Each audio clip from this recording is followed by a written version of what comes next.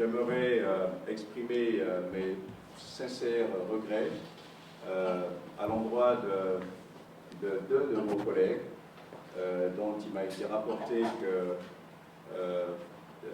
malencontreusement, j'en vois un certainement, voilà, malencontreusement, le buste des Nations Unies qui les transportait à cette conférence de presse a fait l'objet de lapidation et qui leur a valu ces blessures. Je me réjouis qu'elles ne sont pas, qu'elles soient bénies. Donc, et je crois que la première chose que j'aimerais faire, c'est d'abord de condamner ces actes de violence. Parce que si je peux me réjouir du fait que les conséquences n'aient pas été lourdes, cet acte en soi est absolument condamnable et répréhensible. Il est inacceptable que les populations soient, par des messages qui sont absolument confus et qui sèment justement inutilement l'animosité à l'endroit d'une force internationale qui n'a d'autre vocation d'être dans votre pays que de concourir à la paix et à la stabilité, de procéder à ce que j'ai appelé un lynchage symbolique, c'est absolument inacceptable et c'est un acte irresponsable pour toute personnalité qui pourrait monter les Centrafricains contre les forces internationales, en particulier la MINUSCA, qui n'a d'autre vocation dans votre pays que de contribuer à rétablir la paix et la stabilité. La deuxième chose que j'aimerais dire, chers amis, c'est que, au fond, il ne faut pas renverser l'ordre des choses. La paix et la stabilité sont avant tout, quelqu'un l'a dit il y a quelques minutes, sont le fait et la responsabilité de l'État centrafricain. Ne renversons pas l'ordre des choses. Parce que vous l'avez dit, votre pays est un pays souverain. Cependant, l'histoire récente de votre pays a fait en sorte que ses forces et l'autorité de l'État soient affaiblies par des circonstances que vous connaissez mieux que quiconque. Ce n'est pas la première fois que ça arrive. La communauté internationale, à la demande de vos propres autorités, s'est penchée sur la Centrafrique et a décidé d'établir ici une force multidimensionnelle dont la vocation principale est de protéger les populations centrafricaines, de faire avancer les efforts pour le désarmement et de rétablir la paix et la stabilité dans votre pays. La Centrafrique, la République centrafricaine, est un membre de l'Assemblée générale de l'ONU. Les décisions qui sont prises par le Conseil de sécurité au nom de tous les membres de la communauté internationale engagent la Centrafrique.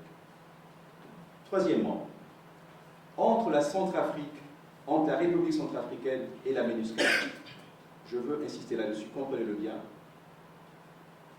il n'y a absolument pas d'animosité.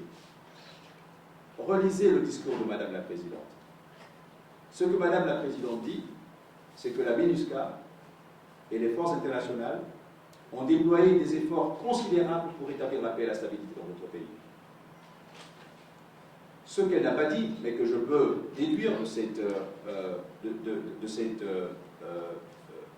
position, c'est que la question fondamentale qu'il faut se poser, que je repose encore ici,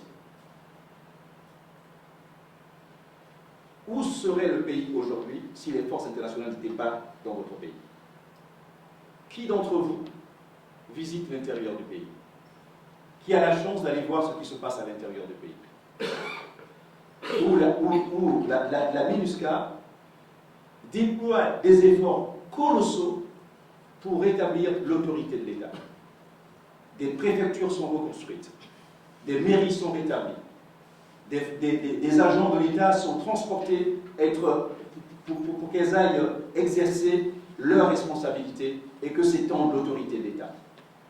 Cela se passe à Bria, ça se passe à Bossangoa, ça se passe à Bambari. Dans toutes les parties du pays, la MINUSCA est présente et contribue justement à cet effort de rétablir les institutions de l'État dans un pays où malheureusement l'histoire récente a fait que toutes les structures de l'État aient été ou affaiblies ou simplement détruites. La MINUSCA, ce n'est pas seulement Bangui. Nous reconnaissons tous qu'à Bangui, il y a des immenses problèmes de sécurité. Et la question qu'il faut encore se poser, chers amis, c'est que où en serait le pays si aujourd'hui la MINUSCA n'était pas présente. C'est ce dialogue que nous avons avec les autorités de votre pays. Je sors, au moment où je vous parle, je sors d'une réunion avec le Premier ministre, au cours de laquelle l'ensemble des membres du G8 présents dans votre pays ont échangé avec le Premier ministre et les hauts responsables du gouvernement en charge des questions de sécurité sur ce qui reste à faire pour précisément mettre fin à la vague de violence que nous connaissons. J'ai pris la peine hier d'aller à Fatima. Et j'ai été frappé moi-même par la désolation, mais aussi par la violence qui a affecté tant de populations. On a dit cette désolation quand on rentre dans le troisième pour se rendre à cette église de Fatima. Ce qui s'y passe est simplement inacceptable. Je suis le premier à le dire. Des populations civiles qui sont prises en otage entre d'un côté apparemment, il faut le dire comme tel, des ex-sénéca, et de l'autre, parce qu'il n'y a pas qu'un monde, malheureusement, et de l'autre, soit des activistes, ou en tout cas des grands bandits, certains vont les appeler anti-Balaka, mais en tout cas, quand j'étais à Fatima hier, à 4h30, avec les populations, où j'ai rencontré les 3 prêtres qui gardent cette église, mais aussi les mères qui étaient là, et des enfants tout petits, qui vivaient au rythme des kalachnikovs qui pétaient de l'autre côté, je peux vous dire que ce n'était pas un spectacle réjouissant. C'est un spectacle traumatisant. Et donc, l'effort que nous devons faire est un effort qui n'est pas simple. Les forces de la MINUSCA sont présentes, y compris dans cette église de Fatima. Parce que précisément, elles ne peuvent pas quitter l'église, parce que si elles quittent l'église, les populations, on ne sait pas ce qui adviendrait de ces populations à cet endroit précis. Mais nos capacités, c'est vrai, et nous le reconnaissons, elles sont limitées. Nos capacités sont limitées dans une situation où, parce que l'histoire récente a été telle que les forces de sécurité du pays sont frappées dans la plupart de sanctions du Conseil de sécurité. En raison simplement de l'histoire récente qui a fait en sorte que leur rôle n'ait pas été considéré comme étant un rôle républicain. Alors on entend les appels pour que, évidemment, les FACA soient remises sur scène, quand elles remettent en scène. Nous n'avons jamais dit non.